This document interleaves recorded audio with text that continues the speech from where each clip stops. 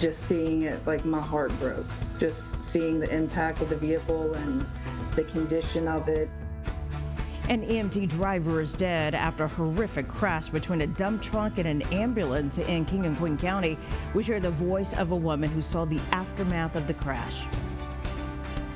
What the president said is he's sending that back to the states, but we have already seen that the states are not equipped to meet the need of every child. Representative Jennifer McClellan sharing her thoughts on President Donald Trump's executive order to dismantle the Department of Education. Our Cameron Thompson will join us live detailing how Governor Youngkin is responding. The Henrico West End community is coming together to honor the life of a student shot and killed 4 years ago. How they are making it happen with an annual food drive. This is CBS 6 This Morning. Coming up on 6 o'clock. Thanks for joining us here on this Friday, March 21st. I'm Rob Cardwell. And I'm Reba Hollingsworth. Brendan is in for Kristen this morning. He'll have a check on the roads coming up in a few minutes. But right now, let's go to Mike Stone in for Tom this morning with a look at your forecast. Hey, Mike. Hey, guys. Happy Friday. Yesterday, we had some pretty big showers and thunderstorms late in the afternoon. We got into the mid and upper 70s, but it's going to be a bit cooler today. In fact, outside right now, we have temperatures in the low to mid 40s across the region. We have a few 30s to the north and west. And with the breeze outside, we have some feels like temps in the 30s across the region.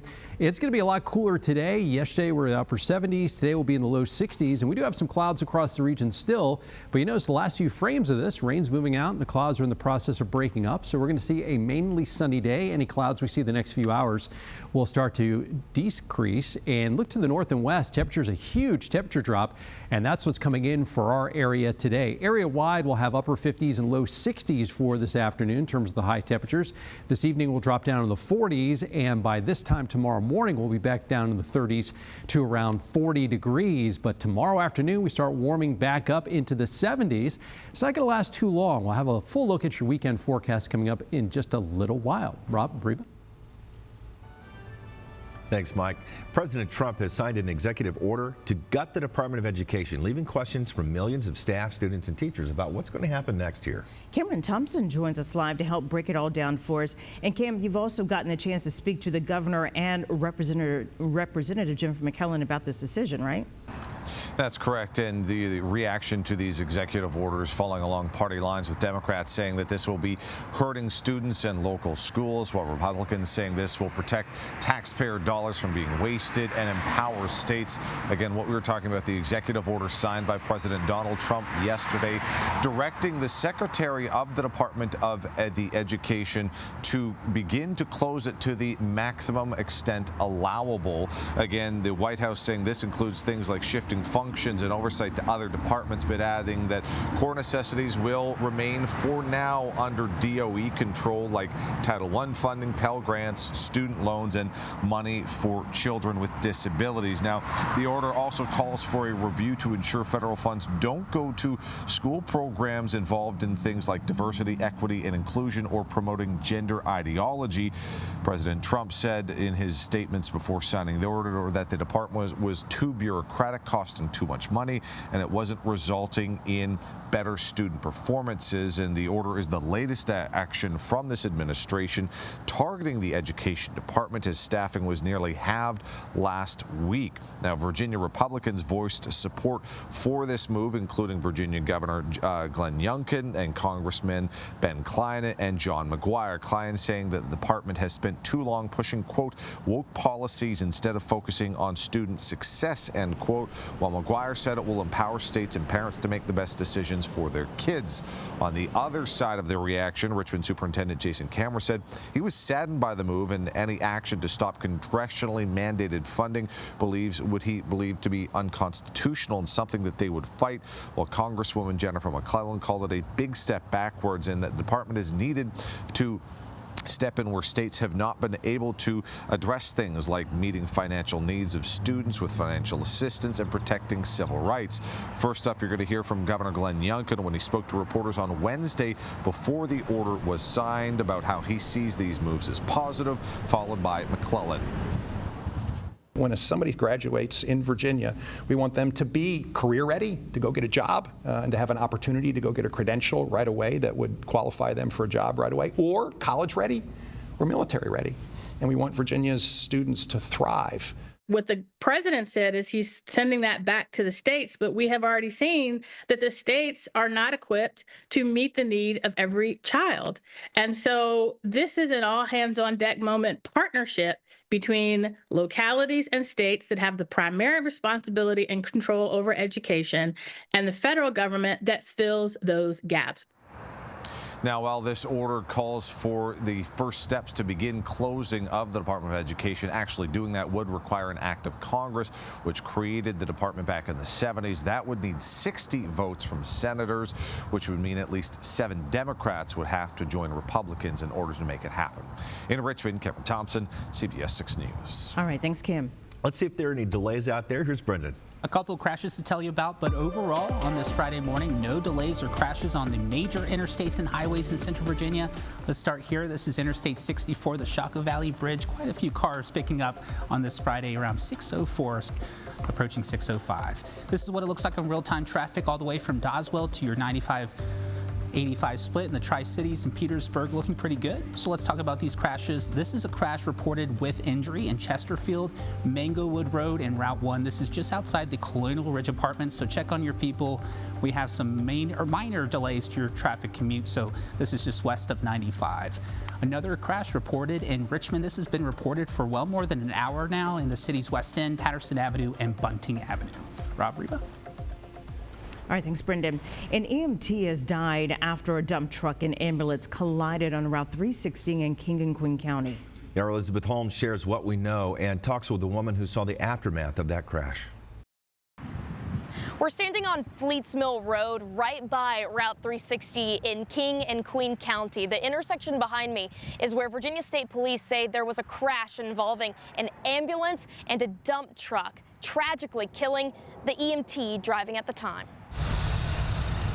Video shows the extent of the damage. A tow truck lifting the mangled ambulance as first responders assess what happened to one of their own Thursday morning. It was devastating. Jordan Brooks saw the aftermath when she was taking her children to school. Just seeing it, like, my heart broke. Just seeing the impact of the vehicle and the condition of it and the amount of people were around it, I knew that something really terrible had to have happened.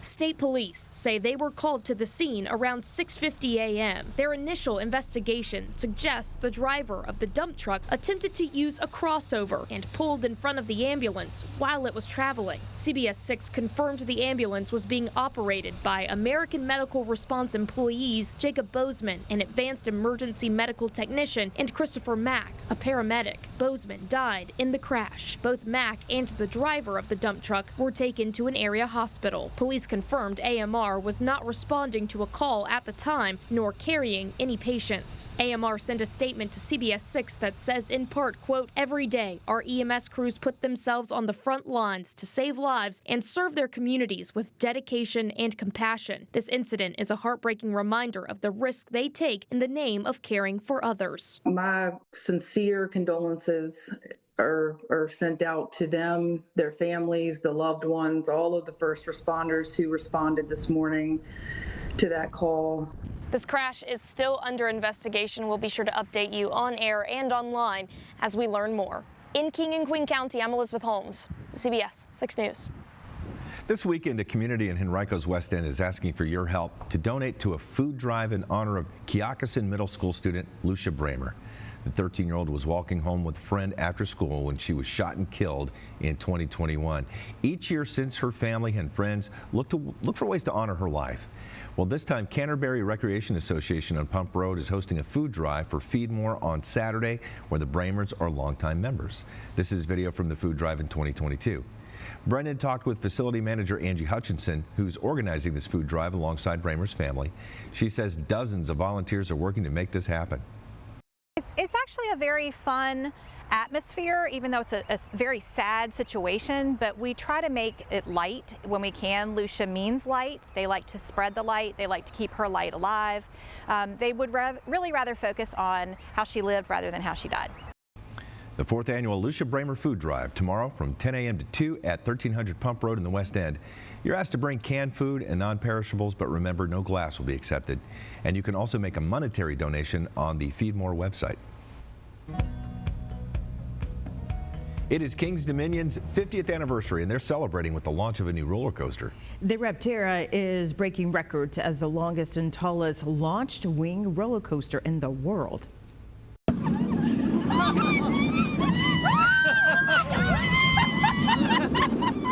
Janine is still screaming. Our Zach Daniel and Janine Samuels got to be some of the first people to ride it. Raptera stretches more than 3,000 feet long and 145 feet tall. The folks at Kings Dominion say the ride was inspired by the flight of the mythical creature, the jungle hawk, and pays homage to the old volcano. The Volcano was a much beloved coaster. We miss it dearly, and when it was retired, it was a very sad day for us. But we were very purposeful when we opened this ride to honor the tradition of Volcano and what was left here. And you'll see nods to that ride throughout the entire experience. Well, the adventure lasts nearly a minute and a half, featuring 3 inversions, plenty of exciting twists and turns. Raptera opens to the public March 29th, but you pass holders out there will get a chance to ride it first on the 28th. I love the Volcano, but that looks fun. Yeah. It looks fun. I wouldn't ride it, but it looks fun. I thought those days are over for me, unless I have a bottle of Motrin next to me. It looks great. I don't see the toupee staying on, though. So. Oh, yeah, it may fall off. Yeah, no way.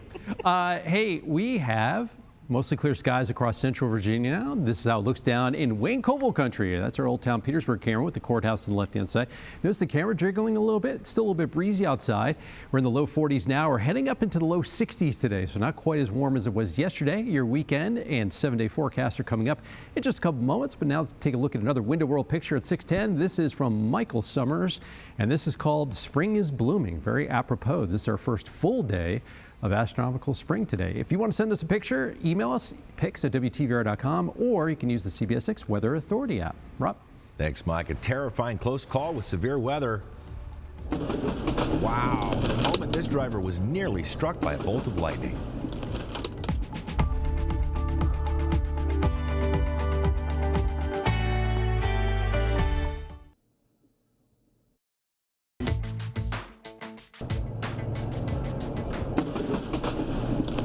Yeah, imagine driving down the road and that happens. Wild moment when a driver in Atlanta was nearly hit by a bolt of lightning on the interstate.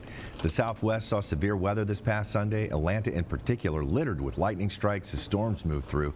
This driver happened to be in the wrong place at the wrong time. Wow. When a bolt of lightning hit a road sign. That strike also created a lot of debris that the driver had to swerve to avoid. Severe weather also caused powerful winds and tornadoes across the region and killed at least 37 people. Wow. All right, let's go see Mike now. Hey guys, well, we had some pretty rough weather of our own yesterday. We had some pretty loud showers and thunderstorms late yesterday afternoon and early evening. I actually had a tree down near US 60 near Forest Hill Avenue yesterday just before 6 p.m. and had a wind gust over at the airport of 54 miles an hour. This is a plot of rainfall from yesterday. The lightest of greens just saw less than a quarter of an inch of rain, but where we had these little pockets of yellow and especially orange, we had some sections where some locations got between 1 and 2 inches of rain, but it wasn't a widespread thing. It was very isolated. And take a look at today's almanac. We'll be looking at our normal high of 61 degrees. Yesterday we hit 77. Normal low is 39. Our sun's up this morning at 7:11, sets at 7:22. And at the airport yesterday we had about a third of an inch of rain or so, and that brings the monthly total up to almost 3.5. Temperatures currently are in the low and mid 40s, but it's 36 up in Stanton. The front that came through yesterday with the showers and storms is east of us, and now this northwesterly wind is bringing in that colder air, relatively speaking. And with the breeze outside, we have some wind chills in the 30s to around 40 degrees. Still some clouds off towards the east, and the clouds across central Virginia and the kind of process of dissipating. There will be a few clouds over by the mountains. So any cloud cover we see the next few hours is going to clear on out. We're going to see a sunny afternoon. Temperatures today in the 50s to low 60s. Tonight will drop down in the 30s to around 40 degrees. And then looking at high temperatures tomorrow, we warm back up, some mid 60s near the coast, but upper 60s and low 70s just about everywhere else. And then front comes through tomorrow evening. Sunday will be cooler with highs in the 50s to low 60s. So lots of sunshine this afternoon. Tomorrow, a little front comes through the area with a few clouds. Could be a couple sprinkles in northern Virginia. We really shouldn't have to worry about that at all. And then Sunday we'll have a cloud sun mix. Next system will bring us a chance of some rain showers into the area on Monday. And that's when highs will get back up close to 70 degrees. But then once that system comes through, it cools off into the middle part of next week.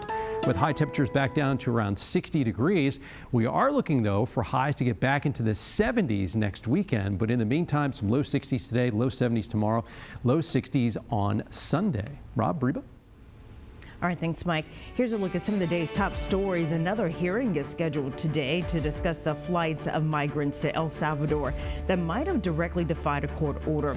U.S. District Judge Jeb Boasberg ordered the Trump administration to privately answer several questions about the plane's takeoff and landing time, as well as the number of people on board.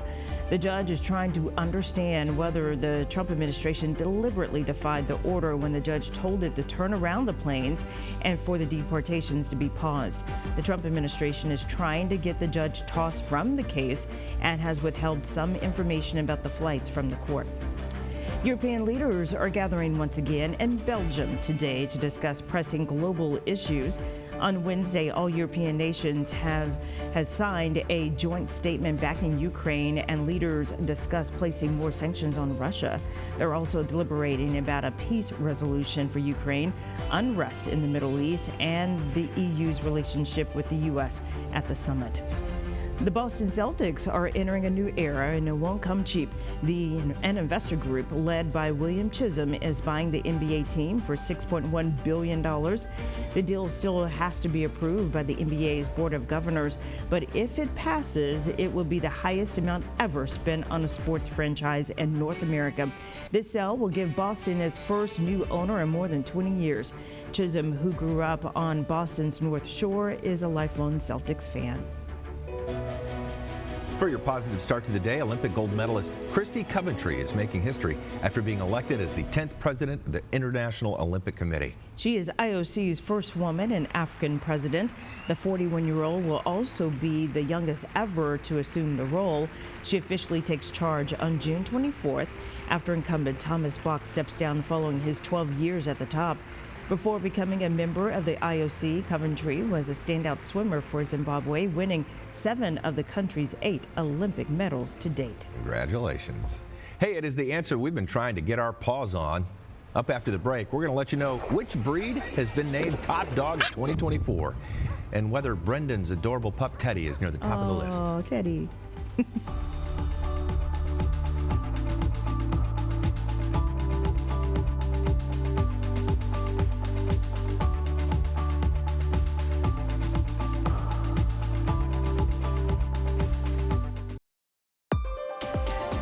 Approaching 6:22 on this Friday morning. Good morning to you. I'm Brendan King in for Kristen. A new crash in Chester to tell you about, but first let's start here. Interstate 95, looking just south of the Bryant Park interchange. The headlights moving towards the camera. They're traveling south towards the Belvedere exit. Downtown Richmond, we're looking pretty good on all of our major interstates and highways. This is the crash that I just told you about. This is east of 95, Coxondale Road. This is near the wastewater treatment plant. A little south of that and on the west side of 95, a crash. This is reported with injury. Manglewood Road and Route 1. This is outside the Colonial Ridge Apartments. Another crash we've been watching for well over an hour now. This is in the city's west end, Patterson Avenue and Bunting Avenue. In Fluvanna County, also seeing this reported for more than an hour. All lanes closed in Fluvanna County, Dixie Lane and East River Road. Robin, Reba? All right, thanks, Brenda. The American Kennel Club is out with its list of the top dog breeds for 2024. And for the 3rd year in a row, the French Bulldog reigns supreme as the most popular purebred dog in the U.S. Yeah, the nonprofit says the Frenchie occupies a solid place as, quote, America's sweetheart. The Frenchie. It's described the breed as great companions for all types of people. The Kennel Club's next 5 most popular breeds also maintaining their ranking from 2023 in order. They are the Labrador Retriever, Golden Retriever, German Shepherd, Poodle, and Dachshund.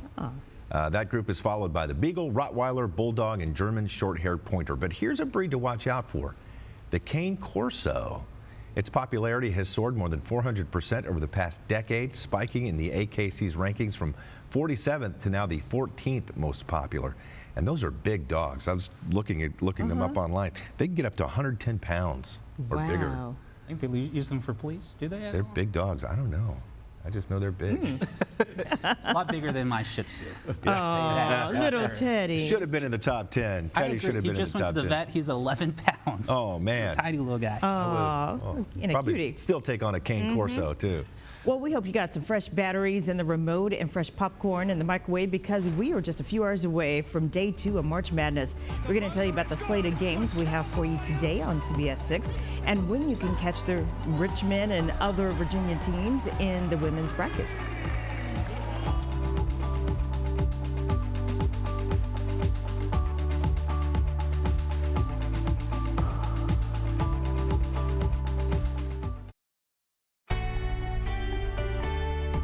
This is CBS 6 This Morning.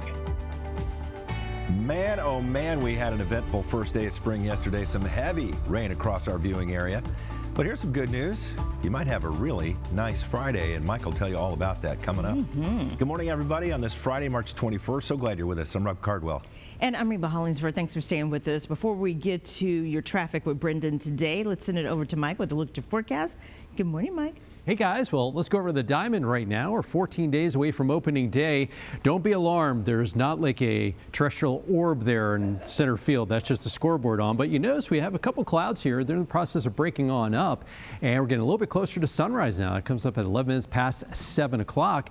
Temperatures are currently in the low mid 40s across a lot of central Virginia, but we're down to 37 in Orange, 36 in Stanton. We had those showers and thunderstorms late yesterday with a cold front. Now the cooler air is coming in behind it. And versus this time yesterday, we're down at least a few degrees, but yesterday we hit a high of 77. Today we're going to be back closer to around 60, which is normal for this time of year. It's going to be a lot cooler than yesterday. We still have some gusts at times over 20 miles an hour, and we have some wind chills currently. Feels like temps about 35 to 40. So the breeze will kind of decrease as the day wears on. These leftover clouds will bust on up, so we're going to have a lot of sunshine today, and high temperatures area-wide will be in the upper 50s and low 60s, and those northwesterly winds 10 to 20 miles an hour kind of relax a little bit by mid to late afternoon, kind of down to about 5 to 15 miles an hour. No problems traveling across the mid-Atlantic. There's actually a few snow flurries west of Roanoke up into West Virginia. Head up to Snowshoe. Won't even hit 40 degrees there. It'll be about 60 in Charlottesville this afternoon. But some of this 70-degree weather is going to come back temporarily for tomorrow. We'll talk about that in your weekend. 7-day forecast coming up. Reba? All right, thanks, Mike. A Powhatan County man who owns a youth sports academy has been charged with multiple counts of sexual assault toward a minor. 50-year-old Joseph Parker is facing 4 charges of aggravated sexual battery of a child under the age of 13 and 2 counts of taking indecent liberties with a child by a person in custodial or supervisory role. Parker owns and operates the Fast Feet Sports Academy along Carter Gollier Boulevard. The sheriff's office has not been able to confirm if the alleged victim attends Fast Feet Sports Academy. Parker's been held without bail. President Trump has signed an executive order to gut the Department of Education, leaving questions from millions of staff, students, and teachers about what's coming next. Cameron Thompson joins us live to help break it all down. He talked to both sides on this. Cam. Hey, good morning, Rob and Reba. And reaction, as you might expect, falling along party lines here with this executive order signed by President Donald Trump yesterday, directing the Secretary of the Department of Education to begin to close down the department to the maximum extent permitted. The White House says that while they are trying to shift away functions to other departments within the federal government and maintaining just, for now, core necessities of the Department of Education, which includes things like Title I funding for low-income schools, Pell Grants, and money for children with disabilities. It also directs the Secretary to review funds going to school programs and making sure they comply with federal laws and that they don't involve diversity, equity, and inclusion or promote gender ideology. Trump said the department has been too bureaucratic, costing too much money, and was not resulting in better, improved student performance. Now, the order is the latest action from this administration targeting the Department of Education, including earlier this month when they essentially halved the workforce of DOE. Now, Virginia Republicans are voicing support for the move, including Congressman Ben Cline and John McGuire, while Governor Glenn Youngkin said in a statement the state is, quote, ready to take full responsibility for K-12 education and that they'll continue to make sure students in Virginia are career, college, or military ready when they graduate.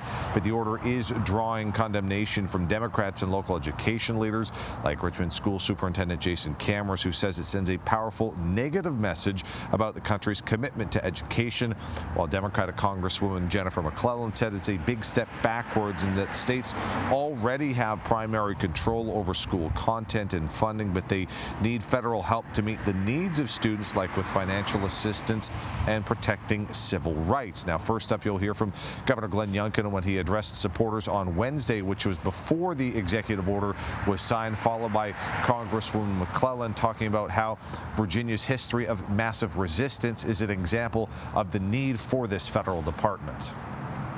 I think as the idea of potentially block granting more money to the states for K-12 education will really benefit Virginians.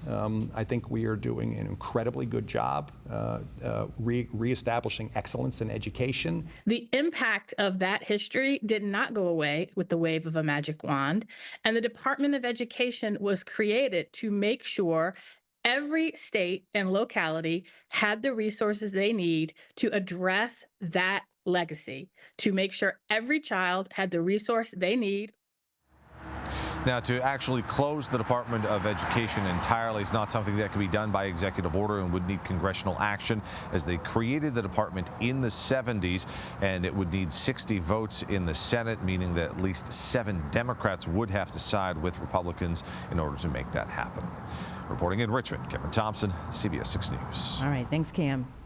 All right, let's go to Brenda now with a look at the roads. We're looking pretty good on all our major interstates and highways in Central Virginia and the Tri-Cities. Let's start here. This is Interstate 95. What you're looking at is 95 southbound. The headlights moving north. The headlights moving towards the camera. They're moving north. So this is your 64 split, and this is your 7th Street on-ramp. So all that traffic moving south, and we're looking pretty good. I want to prove it to you. This is your look at real-time traffic from Doswell all the way to the 95-85 split. We're looking pretty good. All green on your screen. I want to give you a heads up about a traffic alert this weekend. Shoulder rehab in Henrico starts on Saturday. Interstate 95 south at mile marker 82. This is your Parham Road exit. Right and center lane closures start Saturday and Sunday from 7 a.m. to 7 p.m. So watch out for that. Reba? All right, thanks, Brendan. We have breaking news this morning. We just learned that all Fredericksburg City Public Schools are closed today. In a social media post, the school district says it's due to safety and security reasons based on information received last night and early this morning. They go on to say the closure is out of abundance of caution. We'll share more details as we gather more information. A 38-year-old former Richmond school teacher is suffering from kidney failure, and she's hoping to find a donor.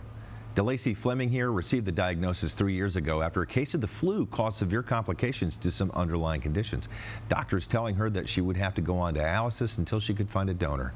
And the life-saving appointment she would need to go to 3 times a week made her step back from her teaching, which she'll tell you is her biggest passion.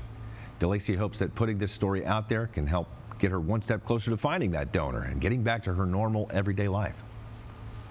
Something that would change my life or anybody else's life. Donate that kidney and be that hero for me so that I can, keep living a normal, healthy lifestyle, get back to teaching the kids, traveling. And maybe it's you. DeLacy is looking for a person with O-positive blood type with no pre-existing health conditions like diabetes or high blood pressure. If you're interested in learning more, we have a link on our website at WTVR.com. Spring is here, and we're just now 2 weeks away from the Flying Squirrels' final home opener at the Diamond. And on Thursday, we actually got a look at their future home. Squirrels principal owner Lou Diabla got a walking tour of the construction with Mayor Danny Avula and members of City Council. Officials say the project remains on schedule and should be ready to go in time for the start of the 2026 season. Now, if your only experience with going to the games is at the Diamond, the new park will feel like a whole new ball game.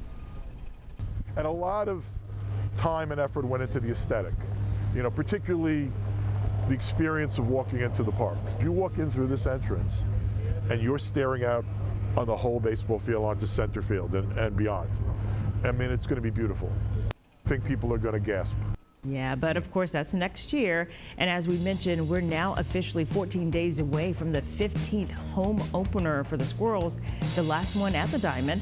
First pitch for that Friday, April 4th game against the Akron Rubber Ducks is set for 6:35 that evening. There are only a few tickets left, what will likely end up being a sellout, so make sure you act fast. From the ballpark to the hardwood, another day of watching hoops as March Madness continues. Yeah, we have another full slate of games for you here on CBS 6. Tip-off for today's first game will be between Mississippi State and Baylor. That's right after noon. Then it's the #1 seed, the Duke Blue Devils, taking on Mount St. Mary's. At 7, Kentucky takes on Troy, and our final game of the night will be Illinois battling Xavier.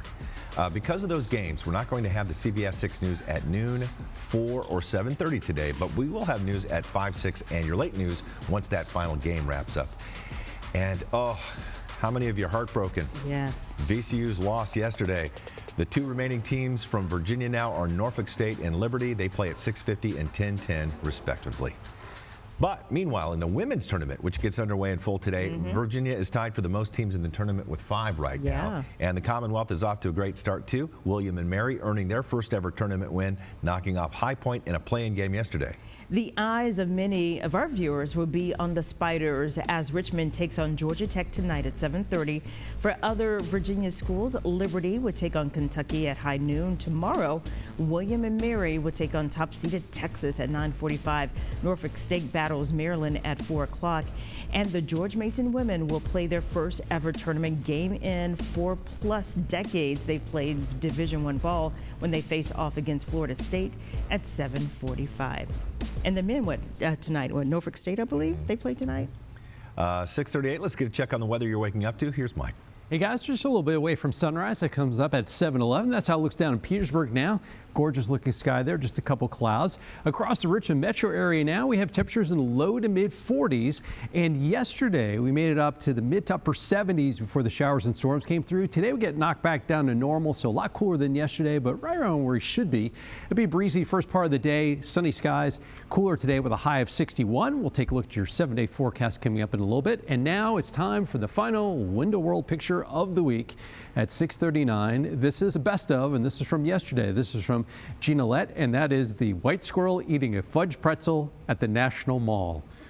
I just love everything about that picture and the title. If you want to send us a picture like Gina did, white squirrel or not, pics@WTVR.com is the email address, or you can use the CBS 6 Weather Authority app. Fudge pretzel. Yeah, I'm not mad at all. The newest episode of the CBS 6 podcast, Untold, is out now. We have a preview for you next as our Katie Beck sits down for a one-on-one with Richmond Sheriff Antoinette Irving. And I'll tell you all about my visit with a very special group of preschoolers in Richmond this week. That's coming up after the break.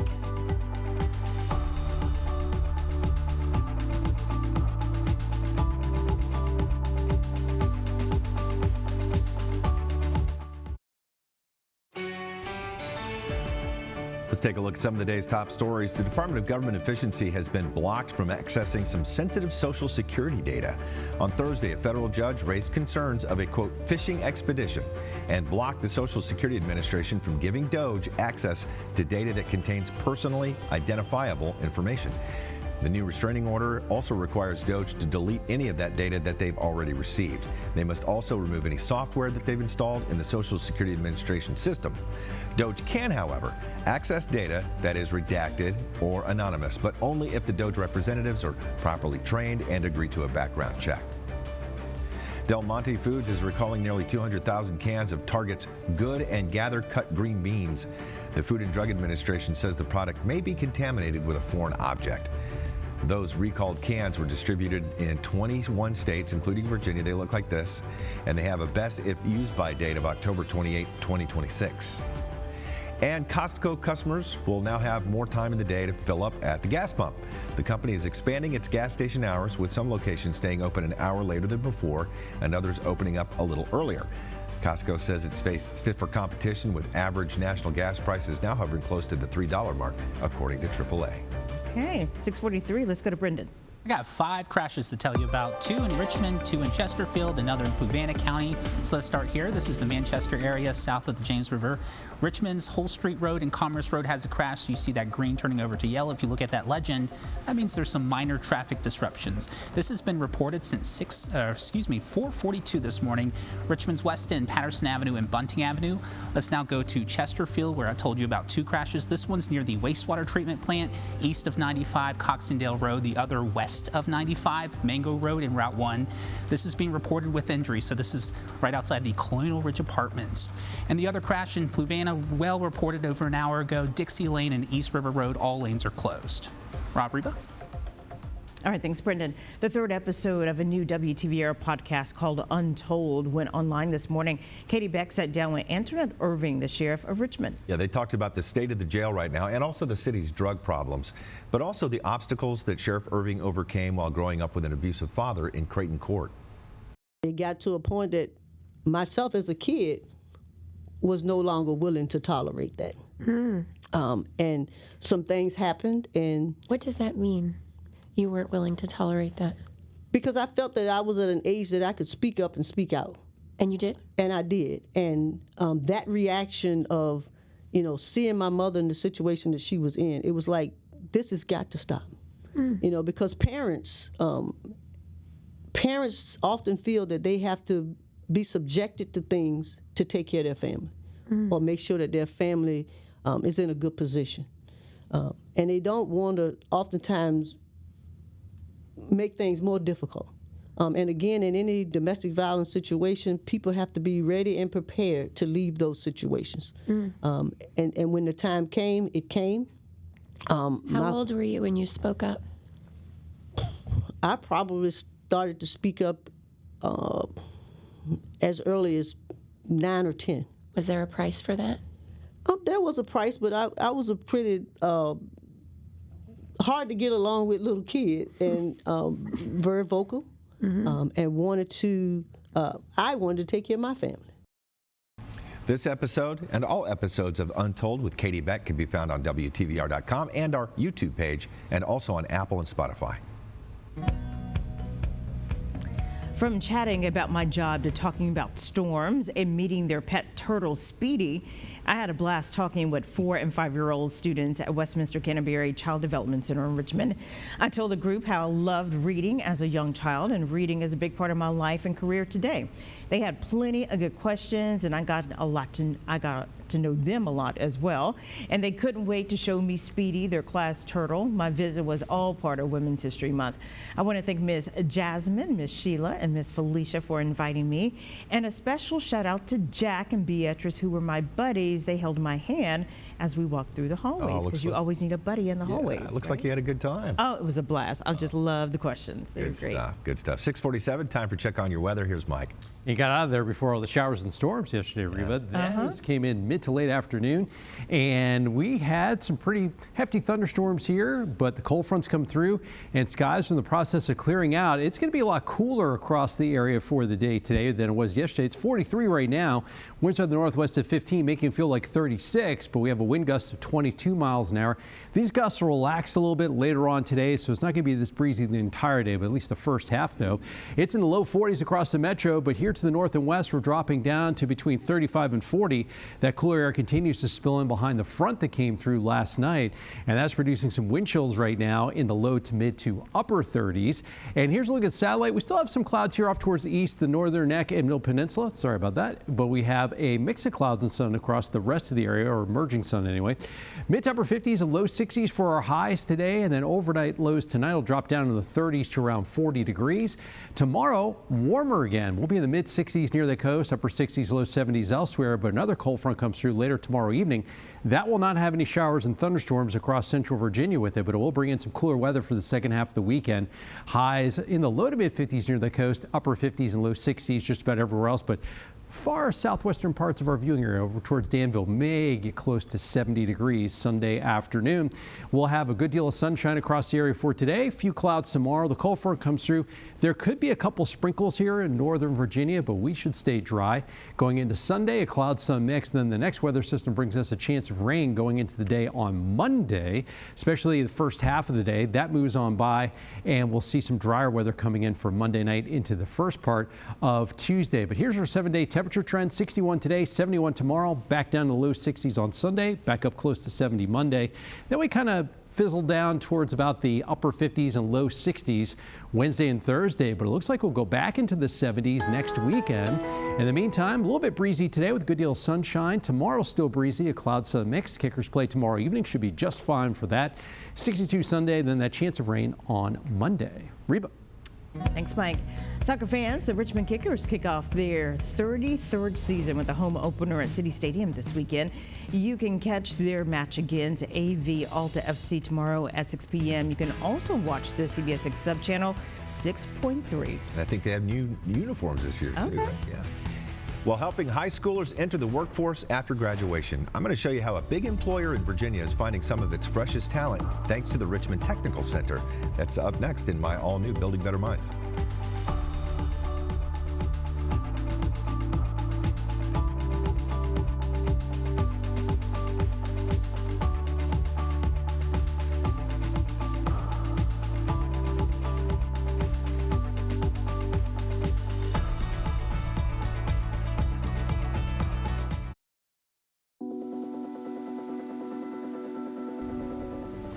Four-year colleges can give students knowledge, theoretical experience, and a degree to find a career. But tech schools and vocational colleges can put an emphasis on these career-focused, hands-on training. In this all-new Building Better Minds report, I'm going to show you how a Virginia company is finding their future employees early.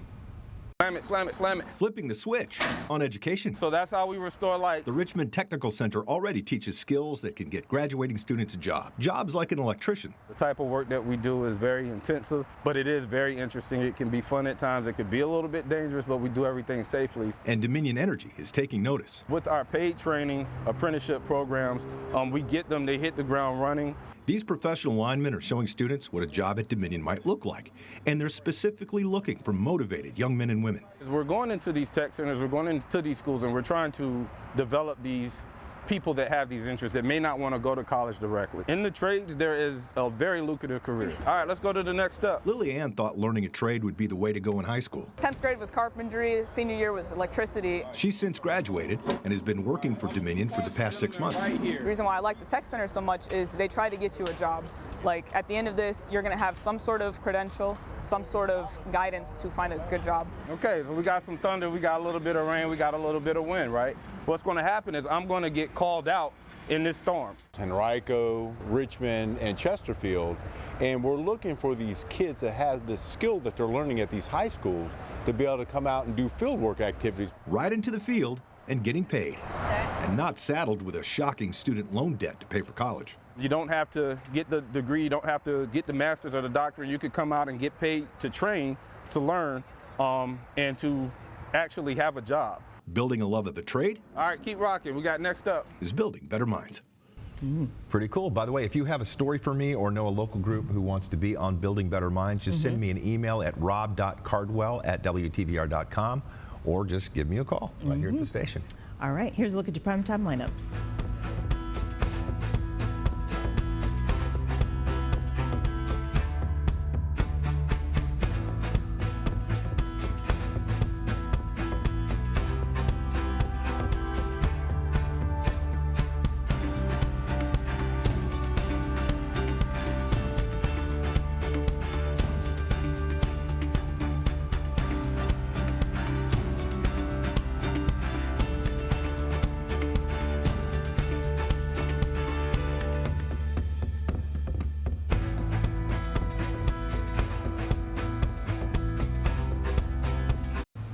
I'm tracking a crash south of the river. This is in Richmond's Manchester area. Watch out for delays, traffic disruptions around Hull Street and Commerce Road. Hey, Mike.